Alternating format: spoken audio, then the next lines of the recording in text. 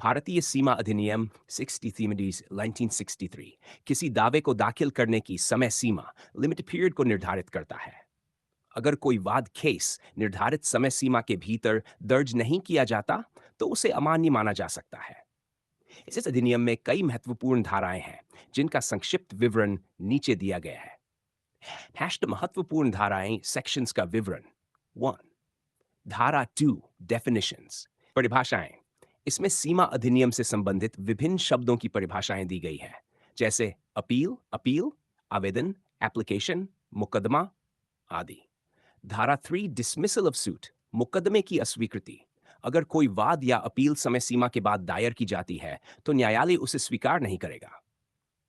3. धारा 5 extension of time in certain cases विलंब की क्षमा याचना। अगर कोई व्यक्ति उचित कारण सफिशिएंट कॉज बताकर देरी की क्षमा याचना करता है, तो न्यायालय उसे समय सीमा बढ़ाने की अनुमति दे सकता है। Pampers.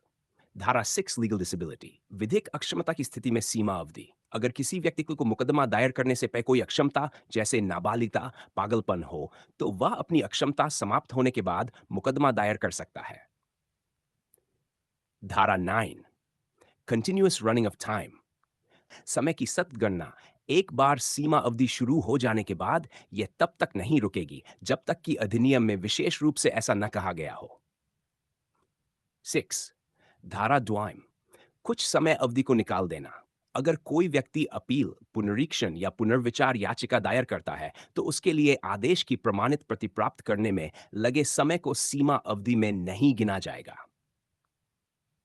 धारा वर्तमान exclusion of time due to wrongs diction गलत न्यायालय में वाद दायर करने पर समय वंचित करना। अगर कोई व्यक्ति गलत न्यायालय में मुकदमा दायर कर देता है और बाद में उसे सही न्यायालय में दायर करता है, तो गलत न्यायालय में व्यतीत समय को सीमा अवधि से बाहर रखा जा सकता है।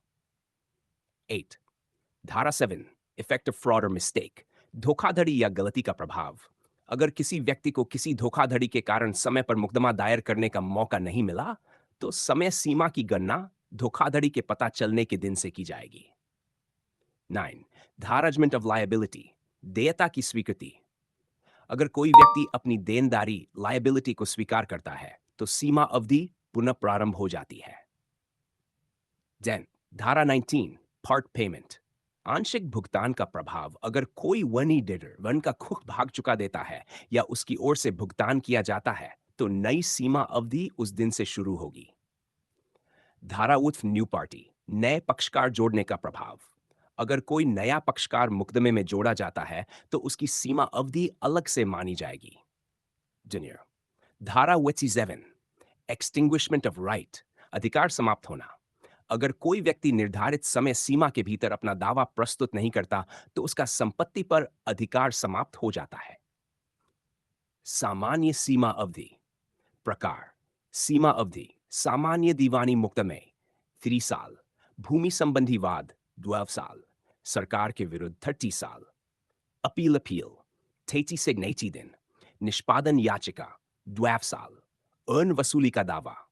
निष्कर्ष सीमा अधिनियम 1963 का मुख्य उद्देश्य यह सुनिश्चित करना है कि विवादों का शीघ्र समाधान हो और किसी व्यक्ति को अनिश्चित काल तक वाद दायर करने का अधिकार न मिले। यह अधिनियम न्यायपालिका में अनुशासन और त्वरित न्याय को बढ़ावा देता है। अगर आपको किसी विशेष धारा पर अधिक जानकारी चाहिए, तो बताएं।